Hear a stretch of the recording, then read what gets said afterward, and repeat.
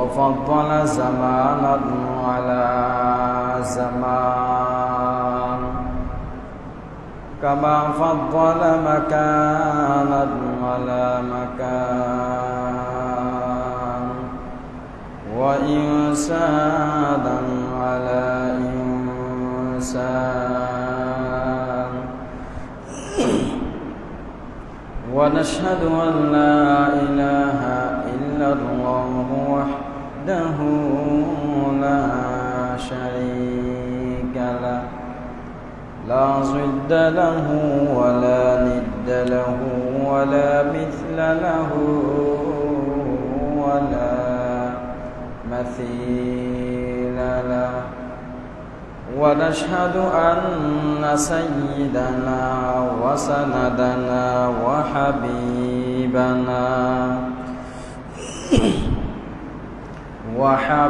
ربنا وطبيب قلوبنا ومولانا محمدا عبده ورسوله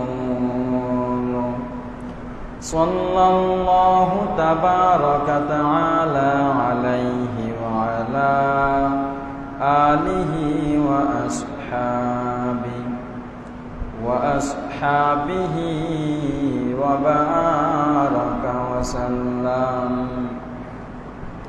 وبارك وسلم تسليما كثيرا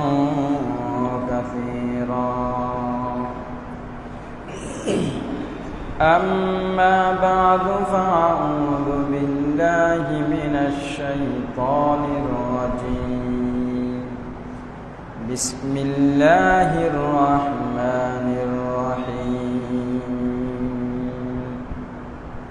إن الله وملائكته يصلون على النبي يا أيها الذين آمنوا صلوا عليه وسلموا تسليما صلى الله على سيدنا محمد وآله وأصحابه وسلم صلى الله على سيدنا محمد وآله وأصحابه وسلم فأعوذ بالله من الشيطان الرجيم بسم الله الرحمن الرحيم قل يا عبادي الذين أسرفوا على أنفسهم لا تقنطوا من رحمة الله إن الله يغفر الذنوب جميعا إنه هو الغفور الرحيم وقال تعالى في آية أخرى يا أيها الذين آمنوا توبوا إلى الله توبة نصوحا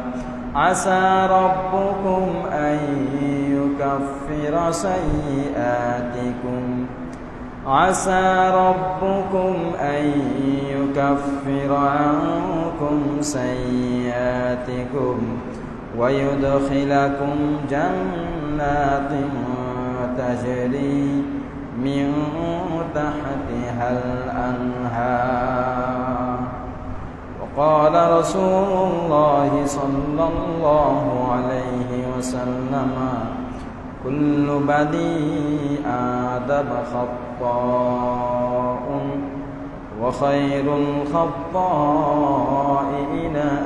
التوابون وقال رسول الله صلى الله عليه وسلم يا أيها الناس توبوا إلى الله فإني أتوب في اليوم إليه 100 مرة أو كما قال عليه الصلاة والسلام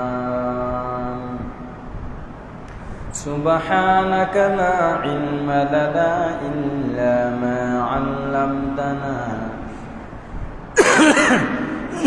إنك أنت العليم الحكيم اللهم لا سهل إلا ما جعلته سهلا وأنت تجعل الحزن سهلا إذا شئت আল্লাহ পাক রব্বুল আলামিনের দরবারে লাখো কোটি শুকরিয়া জ্ঞাপন করছি যে আল্লাহ পাক রব্বুল আলামিন আমাদেরকে সুস্থ রেখে পৃথিবীর সর্বশ্রেষ্ঠ জায়গা আল্লাহর ঘরে মেহমান হওয়ার তৌফিক দান করেছেন সেজন্য অন্তরস্থল থেকে কালিমাতুশ শুকর আদায় করছি আলহামদুলিল্লাহ। সম্মানিত হাজিরিন, আমি আপনাদের সামনে কোরআন হাকিম থেকে দুটি আয়াতের অংশ এবং অসংখ্য অগণিত হাদিসে মোবারকা থেকে দুই একটি হাদিস আপনাদের সামনে পেশ করেছি। আল্লাহ পাক রব্বুল আলামিন তৌফিক দান করলে কোরআন এবং হাদিসকে সামনে রেখে কিছু দিন নিয়ে আলোচনা করার চেষ্টা করব ইনশাআল্লাহ। সম্মানিত হাজিরিন, আমরা মানুষ হিসাবে খুবই দুর্বল, এত বেশি দুর্বল সব সময় সঠিক পথের উপর থাকতে পারি না, সব সময় সঠিক আমলটা করতে পারি না, ভুল হয়ে যায়, বেশি ভুল করে ফেলি। এমন কোনো মানুষ নাই যে মানুষের কোনো ভুল নাই, প্রতি কদমে কদমে ভুল করি, খতায় খতায় ভুল করি, প্রতিদিন প্রতি রাত এমন কোনো দিন রাত নাই গুনাহ করি না, ভুল করি না। কোনো না কোনো সাইডে হয়ে যাচ্ছে গুনাহ, টেরও পায় না যে গুনাহ হয়ে যাচ্ছে। তো বিদায় আমরা তো ভুল করি, গুনাহ করি। গুনাহ যখন বারবার করি, গুনাহ বারবার করার কারণে গুনার প্রতি এক ধরনের মায়া সৃষ্টি হয়ে যায়, ভালো লাগা সৃষ্টি হয়ে যায়। একটা গুনাহ বারবার করতেছি, গুনাহ থেকে ফিরে আসতেছি না, বারবার মানুষের নামে সমালোচনা করি, বারবার করি, ফিরে আসতেছি না, বারবার সুদের লেনদেন করি, ফিরে আসতেছি না, বারবার ঘুষ খাই, ফিরে আসতেছি না, বারবার মিথ্যা শপথের মাধ্যমে পণ্য বিক্রি করি, বারবার বিক্রি করি, ফিরে আসতেছি না। বলা হচ্ছে এরকম গুনাহ বারবার করতে করতে গুনার প্রতি একটা মায়া চলা আসে। ঘুষ একবার খাইছে 5,000, এরপর দিন আবার খাচ্ছে, এরপর দিন আবার খাচ্ছে, একটা মায়া চলা আসতেছে। অল্প অল্প খাইতে খাইতে ঘুষের প্রতি একটা মায়া, ভালো লাগা চলে আসতেছে। মিথ্যা কথা বলে, উকিল সাহেব মিথ্যা কথা বলে, মিথ্যা কথা বলে মানুষের কাছ থেকে আলাদা টাকা নেয়। ওই মিথ্যা বলতে বলতে আলাদা টাকা নিতে নিতে একটা মহব্বত, ভালো লাগা সৃষ্টি হয়ে গেছে গুনাহের প্রতি, গুনাহের প্রতি ভালো লাগা সৃষ্টি হয়ে গেছে। মাদকে জড়াই গেছে, মদ খাই, ইয়াবা খাই, আস্তে আস্তে খাইতে খাইতে অভ্যস্ত হয়ে গেছে, ভালো লাগতেছে, এমন ভালো লাগতেছে ফিরে আসতে পারতেছে না, মাদক থেকে ফিরে আসতে পারতেছে না। কেন? ভালো লাগা সৃষ্টি হয়ে গেছে। বলা হচ্ছে গুনাহ করতে করতে গুনার প্রতি একটা ভালো লাগা সৃষ্টি হয়ে যায়। কারণ আমাদের মন কোনো কিছুতে অভ্যস্ত হয়ে গেলে সেখান থেকে ফিরে আসা কঠিন হয়ে যায়। মন কোনো কিছুতে অভ্যস্ত হয়ে গেছে, নফস যে জিনিস অভ্যস্ত হয়ে গেছে ওই জিনিস থেকে, ওই কথা, ওই কাজ থেকে ফিরে আসা কঠিন হয়ে যায়। সেজন্য আল্লাহর নাফরমানি থেকে বের হতে পারি না, এগুলাকে আল্লাহর নাফরমানি বলে আর কি। গুনাহ বারবার করতেছি, ফিরে আসতেছি না, ফিরে আসার জন্য কোনো তাগাদা নেই, তওবা নেই। তখন গুনাহ যখন বারবার করি, এদিকে শয়তানও কিন্তু তৎপর। শয়তান কি করে? যেই গুনাহের কাজ বারবার করতেছি ওই কাজটা শয়তান আমার জন্য চমৎকার করে দেখিয়ে দেয়। ওই কাজটার প্রতি মোহ সৃষ্টি হয়, ভালো লাগা সৃষ্টি হয়। মনে করেন রাত বিরতে ঘুমাচ্ছি, 1টা 2টা বেজে যায়, 2:30 3টা বেজে যায়। ফজর আজান দিছে, মাঝে মধ্যে মুয়াজ্জিনের আজান শুনে আসতে মন চায়, কিন্তু শয়তান কাবু করে ফেলে। বলছে আরামের ঘুম, কারেন্ট আছে, এসি আছে, বাতাস আছে, আরামের ঘুম, ভালো করে ঘুমাও। তাহলে শয়তান কাবু করে ফেলতেছে। অবস্থা বুঝে শয়তান আমাদেরকে কাবু করে ফেলে। ঠিক যে কোনো গুনাহ যখন বারবার করা হয়, ওই গুনাহের প্রতি একটা অ্যাট্রাকশন, মায়া সৃষ্টি হয়ে যায়, বেঁচে থাকতে পারে না, ওই গুনাহ থেকে বেঁচে থাকতে পারে না। বেনামাজি নামাজ পড়ে না না পড়াতেই মজা পাচ্ছে। সুদি লেনদেন করে দিন দিন সুদের ইনকাম বাড়তেছে, সুদে মজা পাচ্ছে। একদিন 2,000 টাকা লাভ করলে পরের দিন 4,000 টাকা লাভ হচ্ছে লাখে, পরের দিন 6,000 টাকা লাভ হচ্ছে। তাহলে সুদের দিকে মনোযোগ বাড়াই দিছে। 2 নম্বরই মালকে 1 নম্বরই মাল বলে বিক্রি করতেছে। চাহিদা বেড়ে গেছে, বেড়ে যাবার কারণে তার বিক্রিও বাড়াই ফেলতেছে। এটা যে গুনাহ হচ্ছে, এটা যে পাপ হচ্ছে, এদিকে তার কোনো ধ্যান ধারণা নাই। তা আল্লাহ পাক রব্বুল আলামিন বলেন, বান্দা তোমাকে আমি সৃষ্টি করেছি, আমি তোমার ব্যাপারে জানি। প্রতিদিন কোনো না কোনো তোমার গুনাহ হয়ে থাকে। তোমার যদি বোধ শক্তি সৃষ্টি হয়, আরে আমি তো আল্লাহর নাফরমানি করতেছি, আমি যে কাজটা করতেছি এই কাজের উপর তো আল্লাহ আমার উপর রাজি নয়, রাসূল তো আমার উপর রাজি নয় এই কাজের উপরে। যদি এই বোধ যদি সৃষ্টি হয়, আল্লাহ পাক রব্বুল আলামিন বলেন, বান্দা তুমি যতই গুনাহ করো না কেন, আমার দরবার যদি ফিরে আসো, আমার কাছে যদি চাও, আমার কাছে যদি তওবা করো, আমার কাছে যদি কান্নাকাটি করো, ওই গুনাহ থেকে যদি চিরতরেই ফিরে আসো, বান্দা নৈরাশ্য হইও না, আমার রহমত তোমার জন্য প্রশস্ত। কুল ইয়া ইবাদিয়াল্লাযীনা আসরাফু আলা আনফুসিহিম লা তাকনাতু মির রাহমাতিল্লাহ। হে নবী, আপনি বিশ্ববাসীকে জানিয়ে দিন। কি জানিয়ে দিন? হে বনি আদম, তোমরা যারা গুনাহ করতে করতে নিজের উপর জুলুম করতে করতে অনেক জুলুম করে ফেলছো, নিজের উপর অন্যায় করে ফেলছো, বড় বড় গুনাহ করে ফেলছো, কিন্তু গুনার পরে তোমার মধ্যে বহুত শক্তি জাগ্রত হয়েছে, আমি এ গুনাহ করবো না, আল্লাহ বুঝতে পারে নাই। মৃত্যু চলে আসতেছে সুদ খাইতে 30 বছর 40 বছর সুদ খাইছি, 40-50 বছর মাদকের সাথে জড়িত ছিলাম, সারা জীবনভর মানুষের গীবত করেছি, বন্যায় করেছি, আরেকজনের সীমা ঠেলছি। এখন বোধ শক্তি যদি জাগ্রত হয়, বান্দা তুমি নৈরাশ্য হয়ে না, তোমার গুনাহ হয়ে গেছে, তুমি অন্যায় করছো, তুমি অপরাধ করছো, নৈরাশ্য হয়ে না। আমার রহমত তোমার জন্য, আমার রহমতের দরজা সব সময় তোমার জন্য খোলা। বিদায় তুমি একনিষ্ঠ মানে আমার দরবারে তওবা করো, আমার কাছে কান্নাকাটি করো, আমার কাছে চাও, অবশ্যই আমি তোমাকে দিব, অবশ্যই আমি তোমার গুনাহ মাফ করে দিব, অবশ্যই মাফ করে দিব। তবে কিছু শর্ত আছে, যেটাকে আমরা সহজ ভাষা তওবা বলি। তওবা মানে ফিরে আসা, রিটার্ন, ফিরে আসা। সোজা রাস্তায় ছিলাম, না বুঝে অথবা বুঝে বাঁকা রাস্তায় চলে গেছি, সোজা রাস্তা বাদ দিয়ে বাঁকা রাস্তায় চলে গেছি, যে রাস্তা খুবই পিচ্ছি, যে রাস্তার মধ্যে কাটা আছে, বুঝতে পারার পরে ওই রাস্তা থেকে ফিরে আসার নাম তওবা। মানে আল্লাহর নাফরমানি থেকে ফিরে এসে আল্লাহর আনুগত্যের দিকে ফিরে আসার নাম হচ্ছে তওবা। রাসূলুল্লাহ সাল্লাল্লাহু আলাইহি ওয়াসাল্লাম হাদিসের মধ্যে বলছেন, যে হাদিস আমি আপনাদেরকে পড়ে শুনিয়েছি, ক্বালা রাসূলুল্লাহ সাল্লাল্লাহু আলাইহি ওয়াসাল্লাম, কুল্লু বানি আদম খাত্তাউন ওয়া খায়রুল খাত্তাইনা আত-তাওয়াবুন, আও কামা ক্বালা আলাইহিস সালাতু ওয়াসসালাম। রাসূল বলেন, বনি আদম, পৃথিবীতে যত মানুষ আছে সবাই পাপী, পৃথিবীতে যত মানুষ আছে সবাই পাপী। রাসূল বলেন, এই পাপীদের মধ্যে শ্রেষ্ঠ পাপী হচ্ছে ওই ব্যক্তি যে আল্লাহর দরবারে তওবা করে, আল্লাহর দরবারে তওবা করে, কান্নাকাটি করে, শেষ রাতে যে কোনো মুহূর্তে তওবা করে। একটা কথা মনে রাখবেন, গুনাহ হয়ে গেছে সাথে সাথে তওবা ইমিডিয়েটলি করতে হবে, কাল বিলম্ব করা যাবে না, কাল বিলম্ব করা যাবে না। আল্লাহ না করুক নামাজ পড়তে পারেন নাই, ফজর নামাজ পড়তে পারেন নাই, একথা বলাটা মুশকিল। বিশেষ করে এই যুগের মধ্যে মুয়াজ্জিনের আজান আছে, মাইক আছে। আগের যুগায় না মাইক না ছিল, এখন মাইক আছে, মোবাইল আছে, অ্যালার্ম আছে, কত চিল্লা চিল্লা আছে।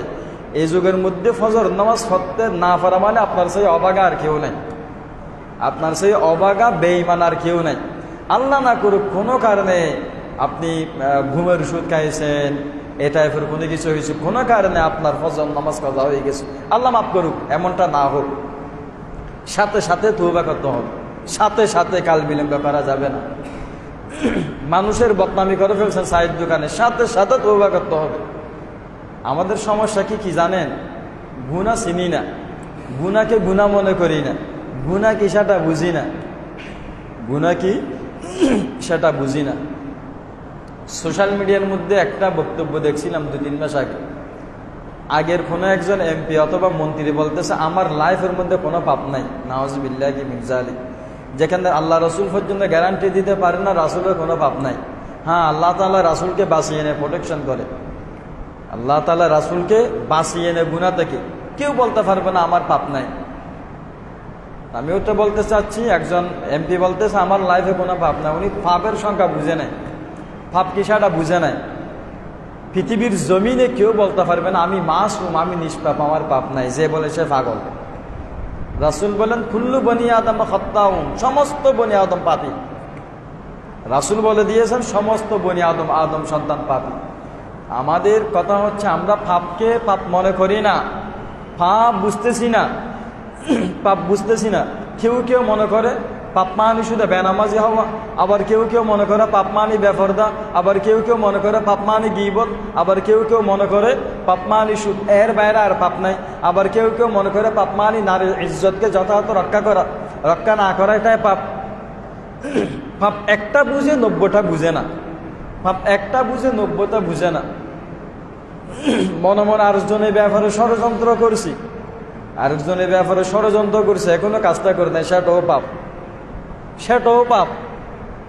একটা মানুষকে আপনার শত্রু ভুল পরামর্শ দিছি, আমার শত্রু ভুল পরামর্শ দিছি, আমার শত্রুকে ধরার জন্য আপনাকে অন্যায় পরামর্শ দিছি, সেটাও পাপ। রাস্তা দিয়ে হেঁটে যাচ্ছি, বেগানা মেয়ের প্রতি নজর পড়ছে, নজর পড়ছে, সাথে সাথে নজর নামায় ফেলবো, আবার নজর তুলছি, সেটাও পাপ। ফাফিয়ে কি নদীটা টায়ার দনফের দিক ঠেরও পাচ্ছি না, পাপ কি? সেজন্য সবাই পাপী, সবাই গুনাহগার, সবাই গুনাহগার। আল্লাহ রসুল বলেন, দেখেন রাসূলের জীবনের মধ্যে গুনাহ নাই, আল্লাহ রসুলের জীবনের মধ্যে গুনাহ নাই, তাও সত্য আল্লাহ রসুল বলেন আমি আল্লাহর দরবারে দিনে 70-এর অধিক তওবা করি। সুবহানাল্লাহ, 70 বারের বেশি মাপ চাই আমি আল্লাহর কাছে, ক্ষমা প্রার্থনা করি। অথচ রাসূলের গুনাহ নাই, আর আমি আপনি মাসুম নয়, গুনাহ ছাড়া সময় নাই, আমি আর আপনি তওবা করি না। তওবা মানে কি? তওবার জন্য স্পেসিফিক সময়ের দরকার নাই। এখন গুনাহ হয়েছে এখন তওবা, এখন গুনাহ হয়েছে এখন তওবা। তওবা কাল বিলম্ব করা যাবে না, তওবা ইমিডিয়েটলি করা ওয়াজিব। বলা হচ্ছে তওবা কতক্ষণ পর্যন্ত কবুল হবে? বলছে 2 টাইম ছাড়া, 2 সময় ছাড়া সবসময় তওবা কবুল হবে। 2 সময় কোনটা? প্রথম নম্বর সময় হচ্ছে ওই দিন তওবা কবুল হবে না যেই দিন সূর্য পশ্চিম আকাশে উঠবে, যেই দিন সূর্য পশ্চিম দিকে উঠবে। মানে কি? কিয়ামতের হতাহত আর কি। কিয়ামতের আগ পর্যন্ত সূর্য স্বাভাবিক পূর্ব আকাশে উঠবে, কিন্তু কিয়ামতের বড় আলামত যেগুলো আছে, কিয়ামতের আগের মুহূর্তে সূর্য উঠবে পশ্চিম দিকে। ওই অবস্থায় যদি তওবা করে কেউ, তওবা কবুল হবে না। কেন? সে বুঝে ফেলছে আজে মরে যে বাদে হামু আজে তওবা করতে, এতদিন ন করে। তাহলে সূর্য যেদিন পশ্চিম আকাশে উঠবে সেদিন তওবা কবুল হবে না। 2 নম্বর হচ্ছে সাকারাত অবস্থা, তওবা কবুল হবে না। জান চলে যাবার আগের মুহূর্তে তওবা কবুল হবে না। 70 বছর হায়াতে তওবা নাই, 80 বছর হায়াতের মধ্যে তওবা নাই। উনার বাহাদুরি শক্তি, দাম্ভিকতার শেষ নাই। যখন বুঝতে পারছে আজকে এই বিছানা থেকে উঠতে পারবো না, মালাকুল মউত এসে গেছে, ওই অবস্থার তওবা কবুল হবে না। সেজন্য যখন গুনাহ তখন তওবা, গুনাহ না হোক তারপরও তওবা। রাসূলের গুনাহ ছিল না জীবনের মধ্যে, তারপর আল্লাহ রাসূল বলেন, এক হাদিসে বলছেন 70-এর অধিক বার তওবা করি, আর এক হাদিসের মধ্যে বলছেন 100 বারের অধিক আমি তওবা করি, আল্লাহর কাছে ক্ষমা প্রার্থনা করি। তওবা মানে আল্লাহর কাছে মাপ চাওয়া, এবং যে অপরাধ করছে অপরাধ থেকে ফিরে আসা, যে অপরাধ করছে অপরাধ থেকে ফিরে আসা। তওবা করছি, যে অপরাধের জন্য তওবা করছি ওই অপরাধ দিকে আবার চলে গেছি, সেটা তওবা হবে না। সেজন্য সাহাবায়ে কেরাম তওবা করলে শয়তান কান্না করত। সাহাবায়ে কেরাম তওবা করলে শয়তান কি করত? কান্না করত। কেন? সাহাবায়ে কেরামের তওবা খালেস ছিল, একনিষ্ঠ ছিল। তারা যেই বিষয় থেকে তওবা করছে ওই বিষয়ে আর চাইতো না। মনে করেন কোন সাহাবা মদের সাথে সম্পৃক্ত ছিল, সে এমনভাবে তওবা করছে মৃত্যু পর্যন্ত মদের দিকে আর যায় নাই। কোন সাহাবা তওবা করছে আল্লাহ ভুল হয়ে গেছে, মিথ্যা কথা বলবে না, কিয়ামত মৃত্যু পর্যন্ত মিথ্যা কথা বলে না। কোন সাহাবা তওবা করছে আল্লাহ কোনোদিন জামাতহীন থাকবো না, নামাজ জামাতও পড়বে, মৃত্যু পর্যন্ত নামাজ জামাতও পড়ছে। তো সেজন্য শয়তান, সাহাবায়ে কেরাম তওবা করলে কান্না করে, আমরা তওবা করলে শয়তান হাসে। আমরা তওবা করলে নাকি শয়তান হাসে। কেন? শয়তান হদ্দিন বাটফারি করে দে, ইবি এমনি মুনাজাতের মধ্যে হদ্দা হদা বেনামাজি নতুকে মুজুরু আর মুনাজাত করে দে, আসন নামাজে নাম নাও পড়ে। এখন তওবা করতে হদা জিএম বলেই মাফ করি দো, কি বলেই দে নামাজ না পড়ে দিয়ে, তো আবার কে বেনামাজি তাহিলে শুধু লেনদেন করে। খতিব সাহেবের মুখে মুখে তওবা করছে, আল্লাহ হালাল রিজিকের ব্যবস্থা করে দেন, হারাম থেকে বাঁচায় রাখেন, আমিন বড় বড় করে বলছে।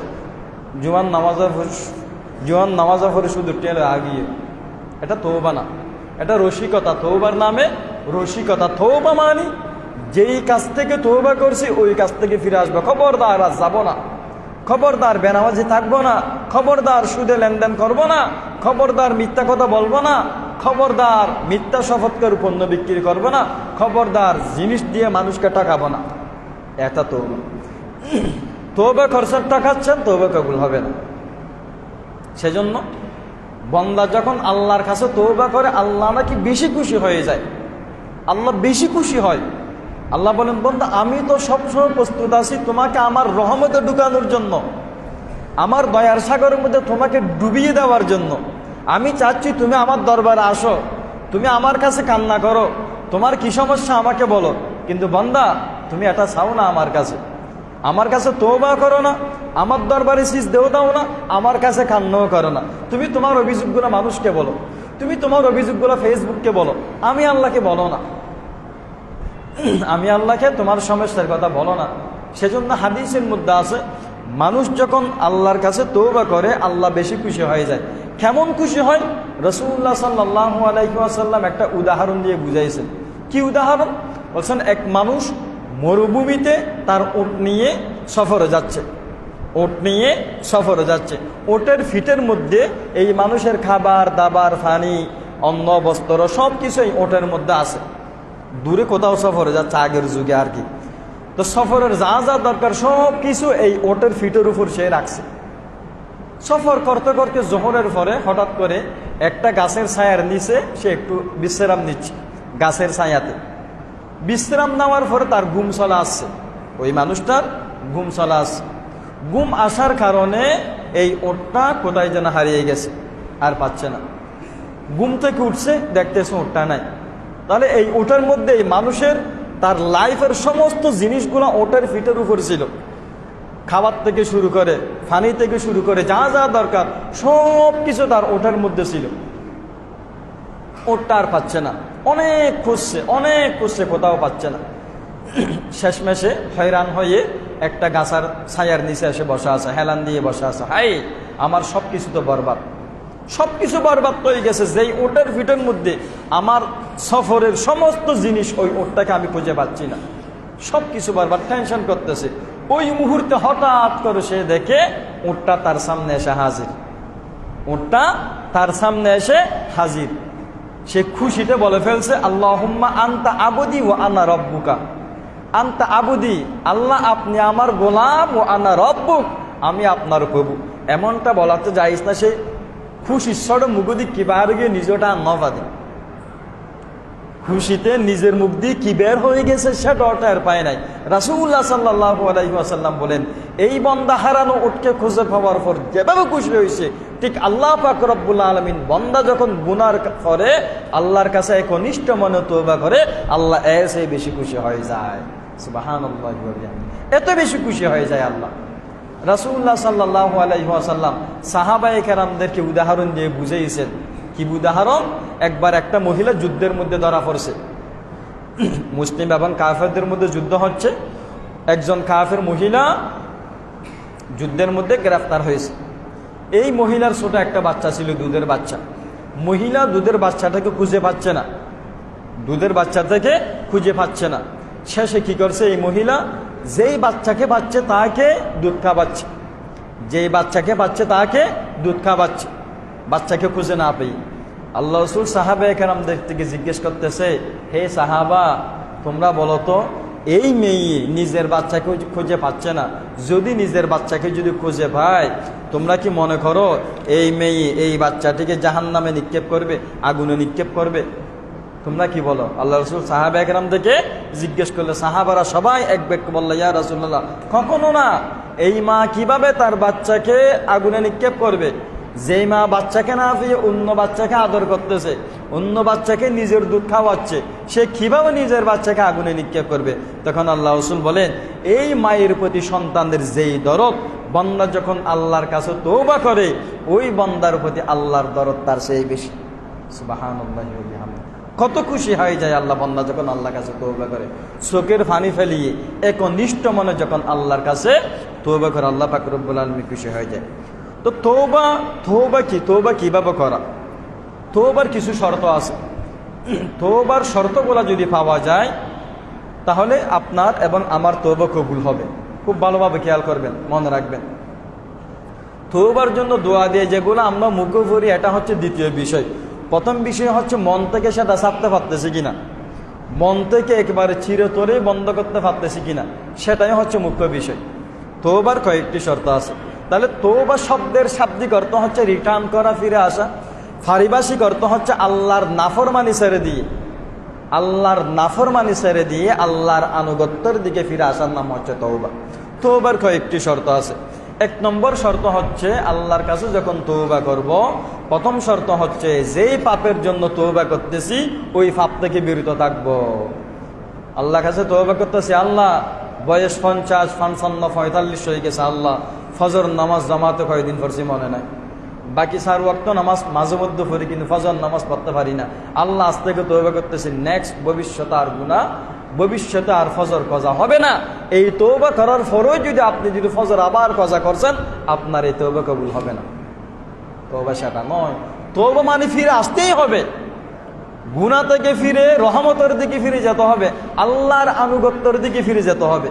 তওবা করছেন, ফজর নামাজ যা পড়তে পারেন নাই, আল্লাহর কাছে তওবা করছেন, মাপ চাচ্ছেন, আজকে মাপ চেয়েছেন, আগামীকাল আবার আপনি ফজর নামাজ মিস করছেন, ফজর নামাজ আসতে পারেন নাই, এই তওবা কবুল হবে না। তাহলে তওবার প্রথম শর্ত হচ্ছে, যেই পাপ থেকে তওবা করতেছে ওই পাপ থেকে বিরত থাকতে হবে। আল্লাহ এই পাপ পুনরায় আর হবে না। 2 নম্বর, যে অপরাধ হয়ে গেছে এগুলার জন্য অনুতপ্ত হতে হবে, লজ্জিত হতে হবে আল্লাহর দরবারে। আল্লাহ সমস্ত নিয়ামত ছিল, কোনো অপারগতা ছিল না, ইচ্ছে করে নামাজ পড়ি নাই, আল্লাহ ইচ্ছে করে সুদি লেনদেন করছি, কোটি কোটি টাকা ছিল, ইচ্ছে করে মানুষকে ঠকিয়েছি, ইচ্ছে করে বোনের হক ঠকিয়েছি, ইচ্ছে করে বোনের হক দিই নাই, ইচ্ছে করে বোনের হক দিই নাই। তো ইচ্ছা করে বোনের হক ন দিলে তওবা করলে, মুনাজাত করলে মাফ হবে না। এখানে তওবা হচ্ছে জিয়ান নদনিয়ান দি ফেলাম, আর জন হক দিচ্ছি না, বোনের হক দিচ্ছি না, হাঁদি হাঁদি হরে হদা মাফ করি দাও, মাফ অত বোধে দি ফেলেলে। তাহলে তওবার প্রথম শর্ত হচ্ছে, যেই পাপ থেকে তওবা করতেছি ওই পাপ থেকে একেবারে বিরত থাকা।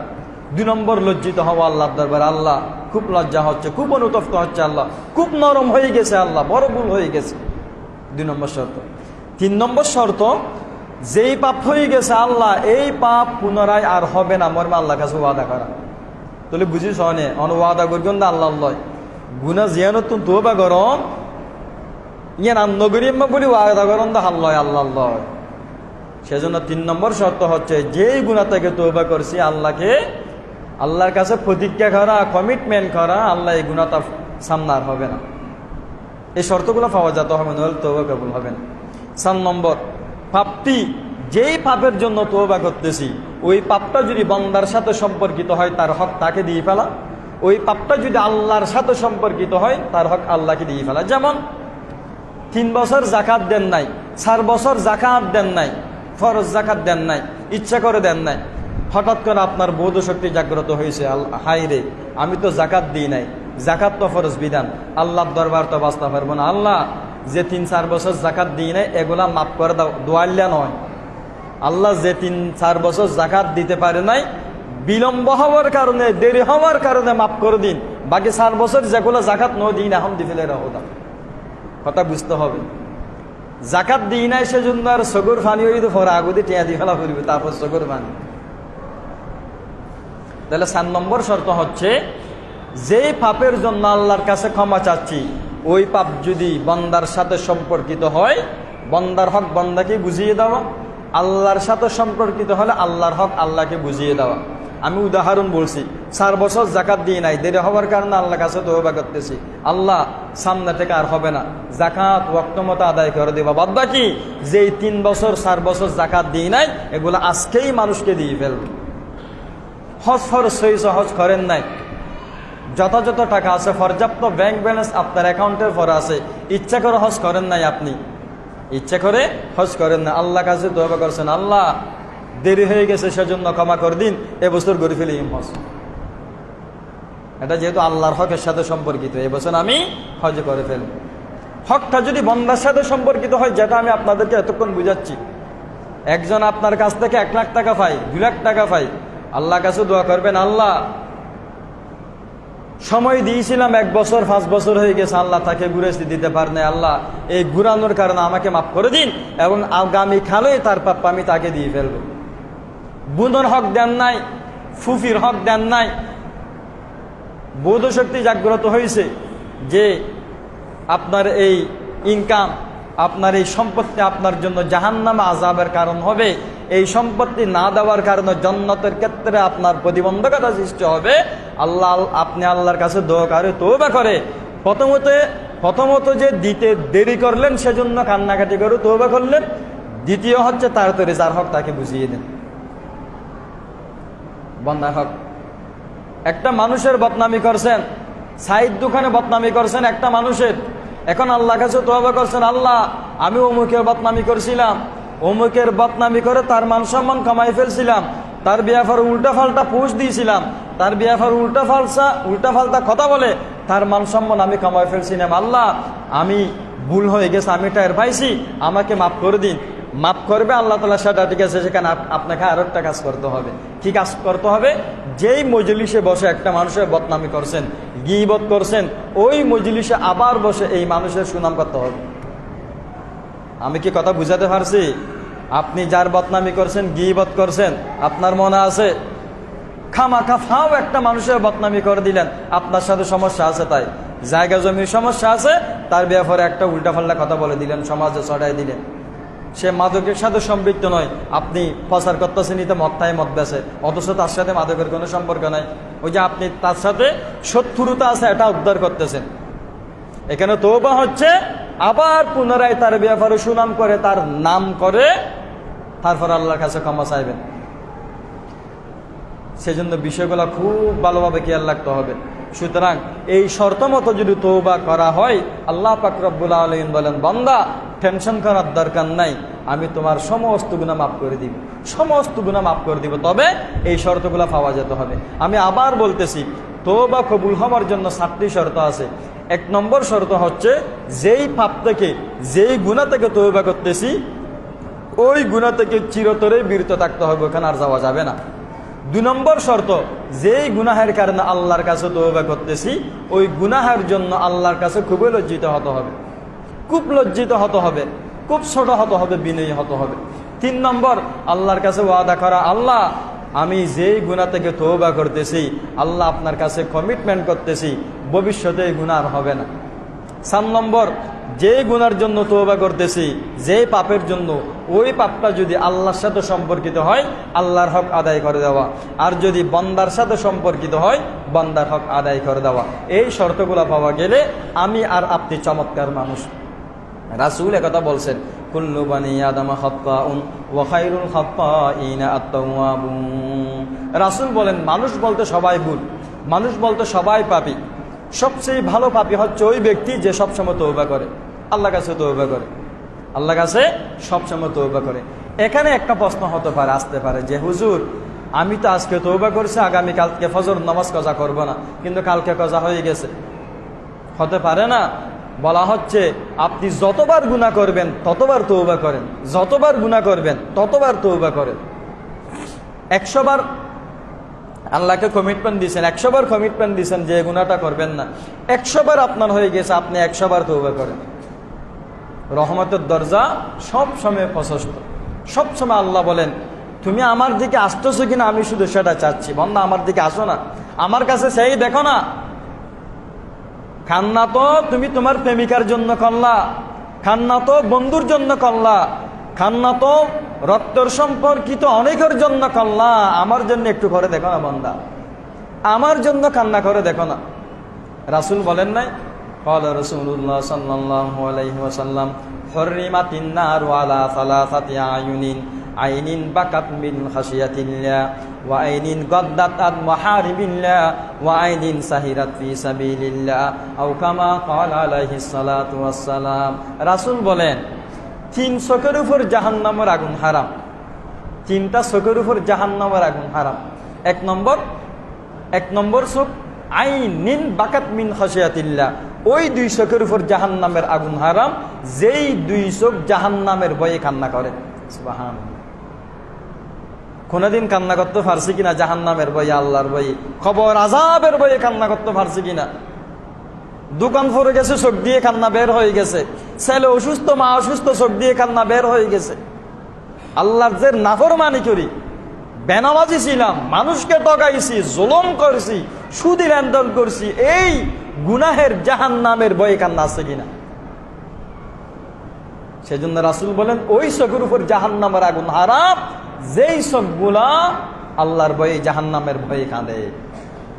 1 নম্বর। 2 নম্বর, ওয়াইনিন গদ্দাত আন মুহারিমিল্লাহ, ওই চোখের উপর জাহান্নামের আগুন হারাম, যেই চোখ বেগানা অশ্লীল কোনো কিছু দেখলে নিচে নেমে যায়। এটা হচ্ছে হাদিসের কথা। এবার আমাদের দৈনন্দিন জীবনের সাথে মিলান। মোবাইল দেখতেছেন, হঠাৎ করে অশ্লীল একটা চিত্র আছে, চার আবার, অথবা খুঁজে অশ্লীল চিত্র দেখতেছে, খারাপ দৃশ্য দেখতেছে ভিডিওর। রাসূল বলেন সাল্লাল্লাহু আলাইহি ওয়াসাল্লাম ওই চোখের উপর জাহান্নামের আগুন হারাম, যেই চোখ অশ্লীল কোনো কিছু দেখলে সরাই ফেলে, অশ্লীল দেখুক, বেগানা নারী দেখে সরাই ফেলে। সেজন্য রাস্তাঘাটে চলার সময়, হাঁটার সময় ওদিক থেকে বেগানা মহিলা দেখছেন, চোখ নিচে নামা ফেলবেন, দ্বিতীয়বার আবার তুলি নচাইবেন, দ্বিতীয়বার তুলি চাইবেন, জাহান্নামের ফরাক হইবেন। আলী রাদিয়াল্লাহু তাআলা আনহু, এই হাদিস যখন আল্লাহ রাসূল পরে শুনাইছে, আলী রাদিয়াল্লাহু তাআলা আনহু প্রশ্ন করছেন আল্লাহ রাসূলকে, ইয়া রাসূলুল্লাহ, আমরা বাজারে থাকি, রাস্তায় থাকি, অনেক সময় তো বিভিন্ন মহিলা নজরে পড়বে না? চোখ যেহেতু সুস্থ, চোখে যখন দেখি ওদিক থেকে মহিলা আসতেছে, বিভিন্ন মহিলা চোখে পড়ে, নজরে পড়ে, তখন কি করব? আল্লাহ রাসূল উত্তরে বলেন, প্রথমবার পড়লে সেটা দোষ নাই, প্রথমবার চোখে বেগানা মহিলা পড়ছে সেটা দোষ নাই, দ্বিতীয়বার যদি চোখ তুলে আবার তাকাও সেটা দোষ। ফাইন্না লাকাল উলা ওয়ালাইসাত লাকা সানিয়া, প্রথমবার পড়লে চোখ নিচে নামা ফেলবা, তাহলে আর সমস্যা নাই। দ্বিতীয়বার যদি চোখে যদি আবার তুলি শব্দ হয়, ও তুমি হারত বেড়াতে শুধু এগুলা বলবেন না, এগুলা বলবেন না। রাসূল বলেন সাল্লাল্লাহু আলাইহি ওয়াসাল্লাম, যেই চোখ অশ্লীল বা বেগানা মহিলা দেখে নিচের দিকে থাকে, ওই চোখের উপর জাহান্নামের আগুন হারাম। সুবহানাল্লাহি ওয়া বিহামদিহি। 3 নম্বর, ওই চোখের উপর জাহান্নামের আগুন হারাম, আইনিন সাহিরাত ফি সাবিলিল্লাহ, যেই চোখ ইসলামী রাষ্ট্র পাহারার জন্য জাগ্রত থাকে, মানে সীমান্তের মধ্যে যারা থাকে, সেনাবাহিনী, নৌবাহিনী, কেমন যারা সীমান্তের মধ্যে রাত জেগে, তবে ইসলামী রাষ্ট্র হতে হবে, ইসলামী রাষ্ট্রকে পাহারা দেওয়ার জন্য যারা রাতভর জেগে থাকে, ওই চোখের উপরে জাহান্নামের আগুন হারাম। সেজন্য বলছিলাম তওবার কথা, সবসময় তওবা করব, প্রতিদিন তওবা করব। তওবা কি? তওবা করার জন্য হাত তোলার দরকার নাই, তওবা করার জন্য মুনাজাতের দরকার নাই। তওবা আপনি আপনার মুখে মুখে বলেন, মুখে মুখে আল্লাহ ভুল হয়ে গেছে ক্ষমা করে দিন, কিন্তু অন্তর থেকে এটাও বলেন, আল্লাহ খুব লজ্জিত হচ্ছি, যে ভুল হয়ে গেছে এই ভুল আবার হবে না, যে ভুল একবার হয়ে গেছে আল্লাহ এতদিন হয়ে গেছে, এটা আগামীকাল থেকে আর হবে না। হ্যাঁ, আগামীকাল আবার হয়ে গেছে, আগামীকাল আবার তওবা করব। আগামীকাল আবার তওবা করুন। সেজন্য তওবার অনেক শব্দ আছে, তওবা বিভিন্ন দোয়া দিয়ে আছে। দোয়াগুলা যদি না জানেন ছোট ছোট দোয়া দিয়ে তওবা করেন। আস্তাগফিরুল্লাহ আল্লাযী লা ইলাহা ইল্লা হুয়াল হাইয়ুল কাইয়্যুম ওয়া আতুবু ইলাই, এটাও তওবার শব্দ। অথবা এটা আপনি পারতেছেন না, একদম ছোটটা পড়েন আস্তাগফিরুল্লাহ আস্তাগফিরুল্লাহ আস্তাগফিরুল্লাহ, এটা বললে তওবা হয়ে যায়। সবসময় অপরাধবোধ নিজের মধ্যে জাগ্রত রাখবেন। সবসময় আমি কোনো না কোনো সেরা অপরাধ আমি টের পাচ্ছি না, আল্লাহ জান, কিরামান কাতিবিন জান, কিরামান কাতিবিন জান। সেজন্য হযরত আলী রাদিয়াল্লাহু তাআলা আনহু বলেন, ইমানদার সবসময় আমল করে তওবা করে, তারপরেও তার মন নরম, আল্লাহ হাসে তারপরেও হাঁদে সনে নামাজ দোয়া বেগিন ফাঁকা হন, বাহ্যিক দৃষ্টিতে কোনো গুনাহ নাই, তারপরে আল্লাহর দরবারে কান্নাকাটি করে। আর বেঈমান সবসময় গুনাহ করে, সবসময় মিথ্যা বলে, সবসময় মানুষকে ধমক দেয়, সবসময় মানুষকে হুমকি দেয়, সবসময় সুদি লেনদেন করে বেঈমান, তারপরেই তা আসে, তার কোনো টেনশন নাই, কোনো দুঃখ নাই বেঈমান। আর ইমানদার কোনো গুনাহ না করে, তারপরেও সবসময় অন্তরের মধ্যে নরম, দুঃখ হাই হাই হনসের ভুলে যারগনি আল্লাহর আমল নাম কবুল করেননি, ভুল হয়ে যাচ্ছে কিনা, আমার আমল কবুল করতেছে কিনা। সেজন্য সম্মানিত হাজিরিন, তওবা করব সবসময়, তওবা। ভুল হয়ে গেছে একটা মানুষের নামে, আমি আরো করে বলি, একটা মানুষের নাম আপনি গীবত করে ফেলছেন, লোকটা আপনার সামনে কে চলে গেছে, কিন্তু অনবন্যা জিয়ে গর্গিয়ন বহুত বন্যায় গিবার নামে। তওবা কি?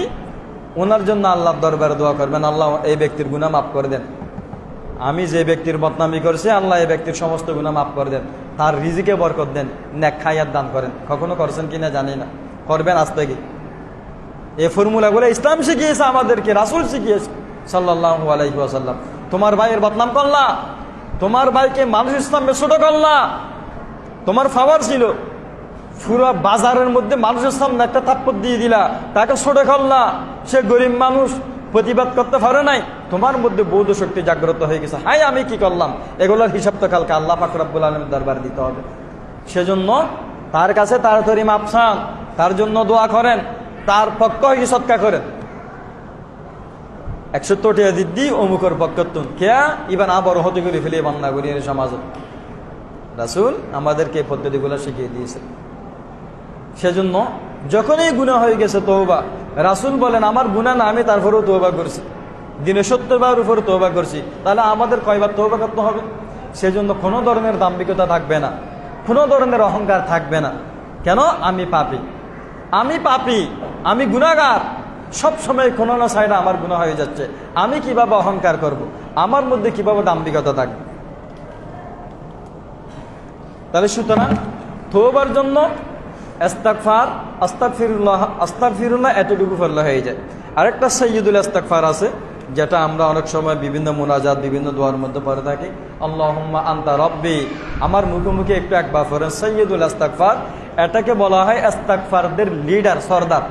রাসূল সাল্লাল্লাহু আলাইহি ওয়াসাল্লাম সকাল বিকাল প্রতিদিন পড়তেন, কোনোদিন বাদ দেন নাই সাইয়্যিদুল ইস্তিগফার। অর্থগুলো খুবই চমৎকার, আপনারা একটু আমার মুখে বলেন। আল্লাহুম্মা আনতা রব্বি লা ইলাহা ইল্লা আনতা খালাকতানি ওয়া আনা আবদুকা ওয়া আনা আলা আহাদিকা ওয়া ওয়া'দিকা মাস্তাতা'তু আউযু বিকা মিন শাররি মা সানা'তু আবু'ু লাকা বিনি'মাতিকা আলাইয়া ওয়া আবু'ু লাকা বিযামবি ফাগফিরলি ফাইন্নাহু লা ইয়াগফিরুয যুনুবা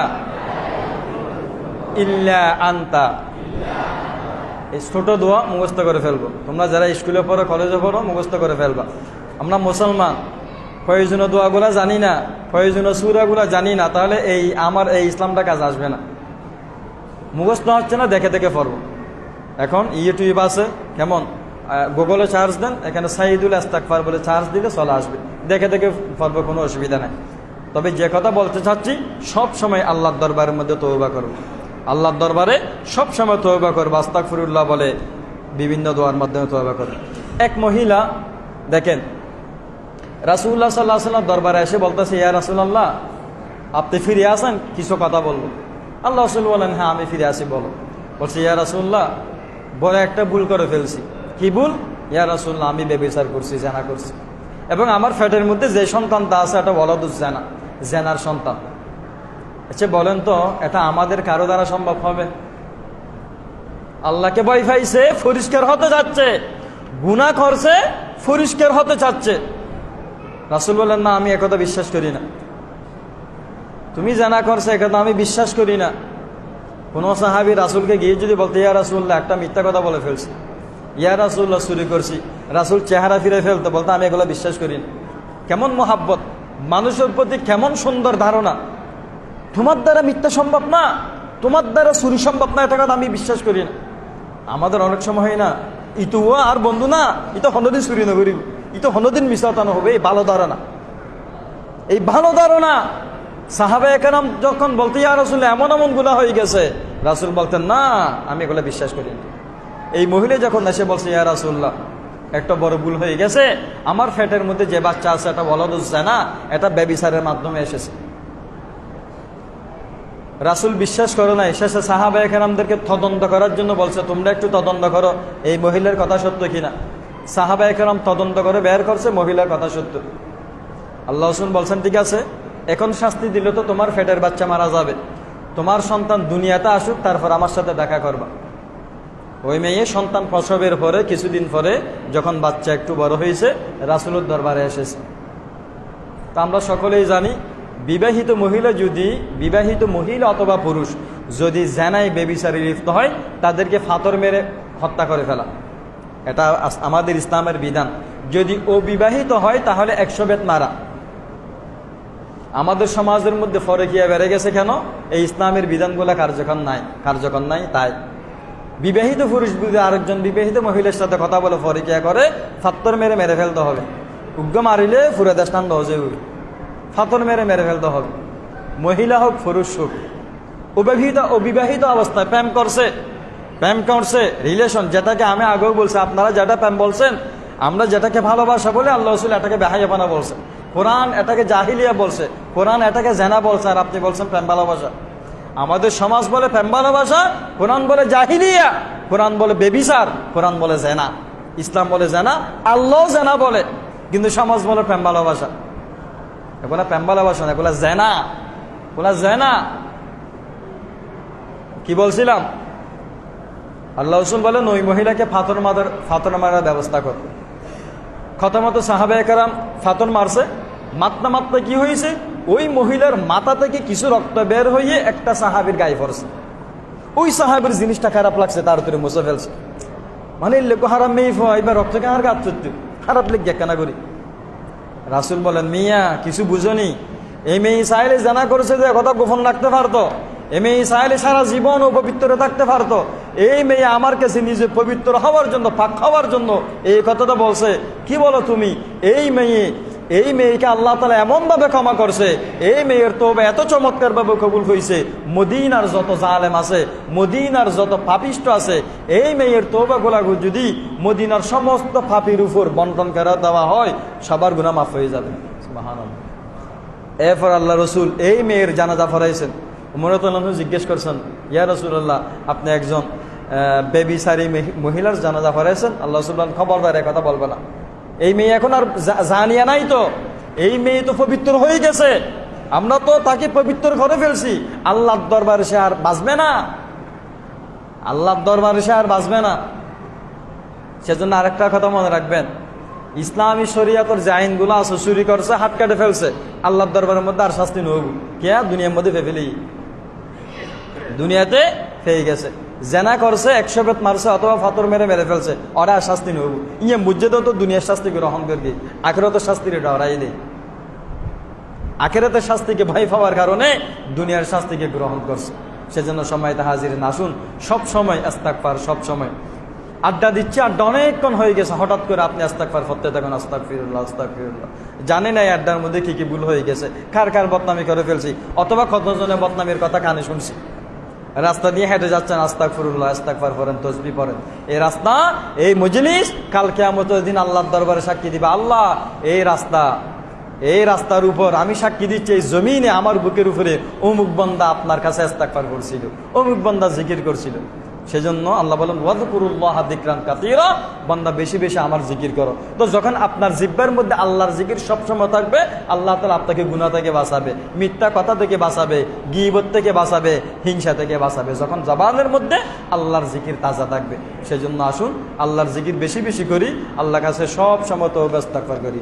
সম্মানিত হাজিরিন, আগামী 10 অক্টোবর মানে আগামী জুমাবারে শাহ আব্দুল মান্নান এখানে 32তম বার্ষিক ইসারে সোয়াব মাহফিল, আপনাদের সবাইকে দাওয়াত করা হচ্ছে। আরেকটা দেওয়ার জন্য বলা হচ্ছে যে আপনারা আজকে দেখছেন সম্ভবত একটা লাল কার্পেট বিছানো হয়েছে ওই পুকুরে ঘাট থেকে মসজিদ পর্যন্ত। যে বা যারা দিছে আমরা প্রত্যেকে তাদের জন্য দোয়া করব, নেক হায়াতের জন্য দোয়া করব, যেহেতু উনি নেক উদ্দেশ্য আছে বিদায় এখানে দিছে, নইলে অন্য জায়গা দিতে পারবো। আল্লাহ পাক রব্বুল আলামিন যারা দিছে তাদের মনের যত বাসনা আছে সমস্ত বাসনাগুলো আল্লাহ তাআলা কবুল করুন এবং হায়াতে তৈয়বা দান করুন, আমিন।